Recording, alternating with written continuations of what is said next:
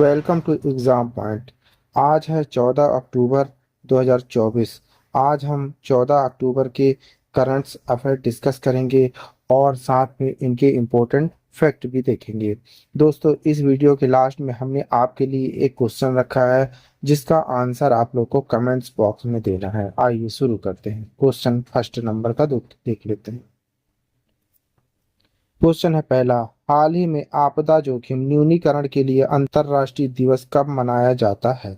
सही आंसर है डी, 13 अक्टूबर को हम आपदा जोखिम न्यूनीकरण के लिए अंतर्राष्ट्रीय दिवस मनाते हैं। आइए परीक्षा बिंदु देख लेते हैं। अंतर्राष्ट्रीय आपदा जोखिम न्यूनीकरण दिवस हर वर्ष 13 अक्टूबर को मनाया जाता है। जोखिम जागरूकता और आपदा न्यूनीकरण की वैश्विक संस्कृति को बढ़ावा देने के लिए संयुक्त राष्ट्र महासभा द्वारा एक दिन के आह्वान के बाद 1989 में से शुरू किया गया था। इसका उद्देश्य दुनिया भर के लोग और समुदाय में आपदाओं के जोखिम के न्यूनीकरण के बारे में जागरूकता बढ़ाना है। आइए क्वेश्चन नंबर 2 देख लेते हैं। अंतर्राष्ट्रीय सांसदीय संघ आईपीयू की 149वीं सभा में सांसदीय प्रतिनिधित्व मंडल का नेतृत्व कौन कर रहा है? सही आंसर है बी, लोकसभा अध्यक्ष ओम बिरला जी। आइए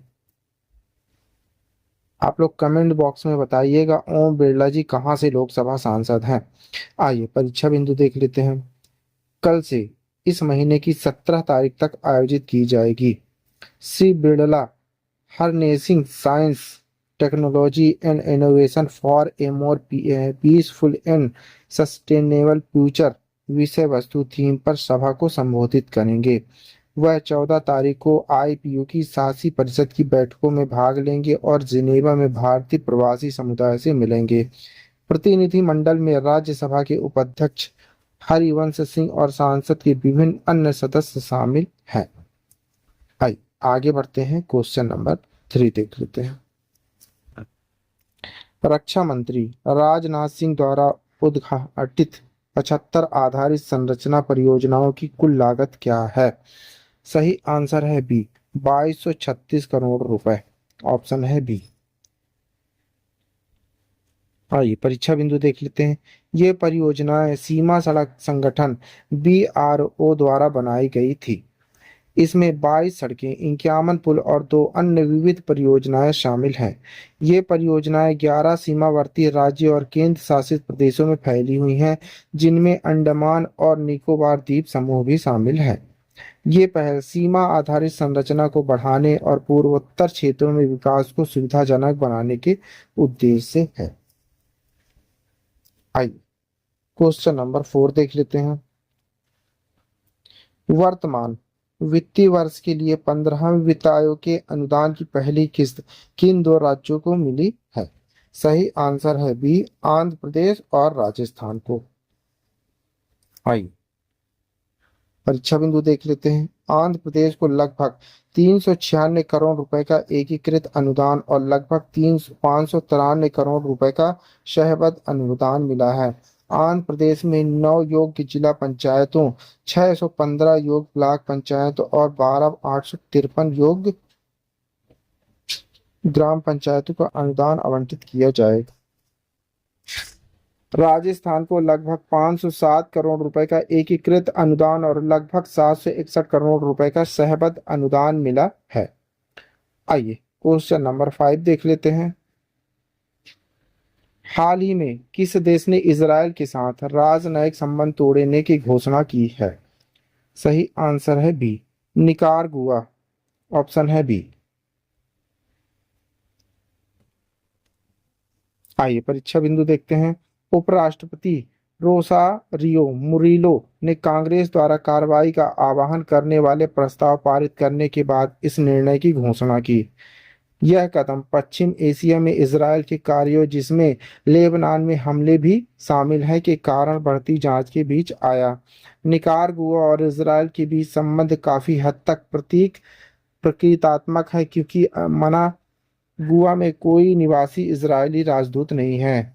मई की शुरुआत में कोलंबिया और ब्राजील ने भी इजरायल के खिलाफ इसी तरह के कदम उठाए थे।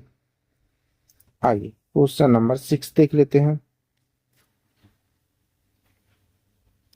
पीएम सूर्य घर मुफ्त बिजली योजना का मुख्य उद्देश्य क्या है? ऑप्शन है बी, छत पर सौर ऊर्जा प्रौद्योगिकियों में प्रगति को प्रोत्साहित करना। ऑप्शन नंबर है बी। आइए परीक्षा बिंदु देख लेते हैं। योजना के तहत छत पर सौर ऊर्जा प्रौद्योगिकियों में अभिनव परियोजनाओं का समर्थन करने के लिए 500 करोड़ रुपए आवंटित किए गए हैं। इस पहल का उद्देश्य नए अवधारणाओं के परीक्षण के लिए स्टार्टअप संस्थाओं और उद्योगों की पहचान करना और उनका समर्थन करना है। एक प्रमुख फोकस छत पर सौर ऊर्जा को इलेक्ट्रिक वाहनों और बैटरी भंडारण समाधानों के साथ एकीकृत करना है। राष्ट्रीय सौर ऊर्जा संस्थान इस घटक के लिए योजना कार्यान्वयन एजेंसी के रूप में कार्य करेगा। आइए आगे बढ़ते हैं, क्वेश्चन नंबर 7 देखते हैं। वित्तीय वर्ष 2024-25 के लिए अब तक आयकर विभाग ने प्रत्यक्ष कर के रूप में कितना संग्रहण किया है? सही आंसर है बी, 13 लाख करोड़ रुपए से अधिक। ऑप्शन है बी। आइए परीक्षा बिंदु देख लेते हैं। इस संग्रह में 7 लाख करोड़ रुपए से अधिक का व्यक्तिगत आयकर और 6 लाख करोड़ रुपए से अधिकतम का कारपोरेट शामिल किया है। विभाग द्वारा जारी किए गए रिफंड की राशि 2,31,000 करोड़ रुपए से अधिक है। शुद्ध प्रत्यक्ष कर संग्रहण में 18% से अधिक की उल्लेखनीय वृद्धि दर्ज की गई, जो 11,25,000 करोड़ रुपए से अधिक है। आइए आगे बढ़ते हैं, क्वेश्चन नंबर 8 देख लेते हैं। प्रधानमंत्री मोदी की यात्रा के दौरान भारत और लाओ पीपुल्स डेमोक्रेटिक रिपब्लिक लाओ पीडीआर के बीच कितने समझौते ज्ञापन एमओयूएस समझौते हुए हैं? सही आंसर है सी, 6 समझौते हुए हैं। आइए परीक्षा बिंदु देख लेते हैं। समझौतों में रक्षा सहयोग, सीमा शुल्क, ऑडियोविजुअल और विरासत के संरक्षण जैसे विभिन्न क्षेत्र शामिल हैं। भारत ने खास संवर्धन के माध्यम से लाओस में पोषण सुरक्षा में सुधार के लिए एक परियोजना के लिए 1 मिलियन अमेरिकी डॉलर का वचन दिया है। प्रधानमंत्री मोदी ने द्विपक्षीय संबंधों पर चर्चा करने के लिए राष्ट्रपति थोंगलुन सिसोलिथा और प्रधानमंत्री सुनेक्साई सिफानडोन सहित विभिन्न नेताओं से मुलाकात की गई है। आइए क्वेश्चन नंबर 9 देख लेते हैं। हाल ही में निधन हो जाने वाली आकाशवाणी दरभंगा के प्रसिद्ध पूर्व रेडियो प्रस्तुतकर्ता और कंपेयर कौन थे? सही आंसर है ए, इंदिरानंद सिंह झा। ऑप्शन है ए। वे आकाशवाणी दरभंगा पर अपने ग्रामीण रेडियो टॉक प्रोग्राम गांव घर के लिए जाने जाते थे। इंदिरा इंदिरानंद सिंह झा रेडियो श्रोताओं के बीच लोकप्रिय थे और फुरफुर भाई नाम से लिखते थे। उनका निधन दरभंगा के अपने पैतृक गांव चन्नौर में हुआ। उनके निधन पर सामाजिक और सांस्कृतिक संगठनों से जुड़े लोगों ने शोक व्यक्त किया है। आइए आगे बढ़ते हैं, क्वेश्चन नंबर 10 देख लेते हैं।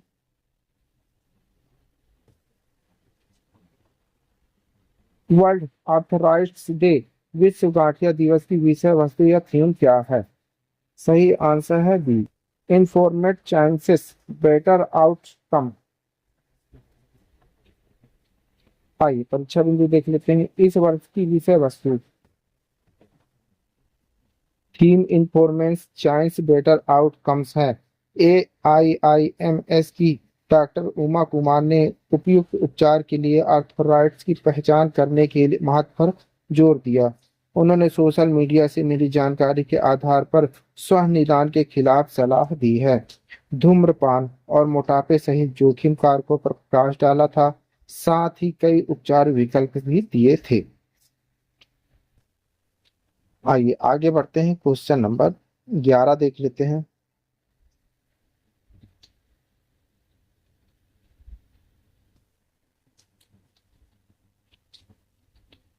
पीएम गति शक्ति राष्ट्रीय मास्टर प्लान कब लॉन्च किया गया था? सही आंसर है बी, 2021 में। आइए परीक्षा बिंदु देख लेते हैं। इस पहल का उद्देश्य बहुआयामी कनेक्टिविटी को बढ़ाना और भारत की आधिकारिक संरचना के परिदृश्य को बदलना है। यह परियोजनाओं के बेहतर नियोजन और क्रियान्वयन के लिए कई मंत्रालय और राज्यों के डेटा को एकीकृत करता है। यह योजना पूरे देश में लॉजिस्टिक लागत को कम करने और सेवा वितरण में सुधार करने में महत्वपूर्ण रही है। अपने लॉन्च के 3 साल बाद यह योजना भारत के विकास लक्ष्यों के अनुरूप आधारित संरचना के विकास का समर्थन करती रहती है। आइए आगे बढ़ते हैं, आपके लिए क्वेश्चन देख लेते हैं। इसी क्वेश्चन का आंसर आप लोग को कमेंट्स बॉक्स में देना है। आइए क्वेश्चन देख लेते हैं। बिहार का दूसरा बाघ अभयारण्य कहाँ स्थापित किया जा रहा है? वाल्मीकि में, कैमूर में, राजगिर में या दानापुर में? दोस्तों इस क्वेश्चन का आंसर आप लोग को कमेंट्स बॉक्स में देना है। आंसर आप लोग कमेंट बॉक्स में जरूर दीजिएगा। आइए आगे बढ़ते हैं। आप पढ़ रहे हैं 14 अक्टूबर 2024 का डेली करंट्स अफेयर। दोस्तों आप किसी भी एग्जाम की तैयारी कर रहे हैं तो ये वीडियो आपके लिए बहुत ही मुश्किल रहने वाला है। आप हमारे वीडियो की पीडीएफ भी डाउनलोड कर सकते हैं। पीडीएफ डाउनलोड करने के लिए आप हमारे टेलीग्राम चैनल एग्जाम पॉइंट पर जाकर वहां से पीडीएफ डाउनलोड कर सकते हैं।